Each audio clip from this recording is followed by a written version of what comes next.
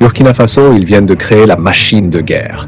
C'est désormais officiel. Par décret 2024-001 signé le 5 janvier 2024, le président de la transition, capitaine Ibrahim Traoré, a lancé une nouvelle ère militaire.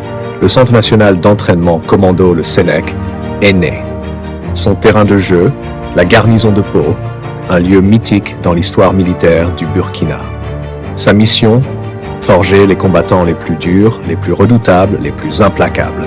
Ce centre n'est pas une simple école, c'est une fabrique de guerriers, une coulée d'acier, un lieu où l'on ne forme pas des soldats, mais des machines de combat. En pleine guerre contre le terrorisme, le Burkina a décidé de ne plus compter sur personne. Le SENEC forme des unités capables de pister, neutraliser et détruire l'ennemi sur tous les terrains, par tous les temps. Rattaché à l'état-major de l'armée de terre, le centre a désormais rang de région militaire. C'est dire son poids stratégique dans la réorganisation des forces armées.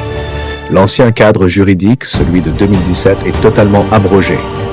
Place à une nouvelle doctrine, plus directe, plus brutale, plus efficace.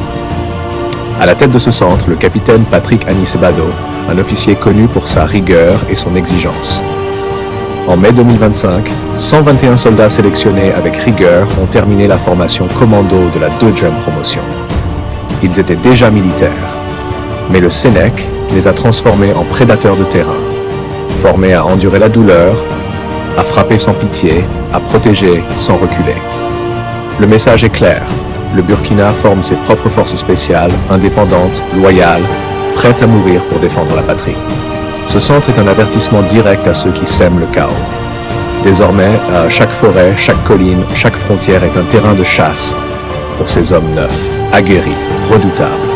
Ce n'est plus le temps des discours, c'est le temps de l'action, de la reconquête et du feu.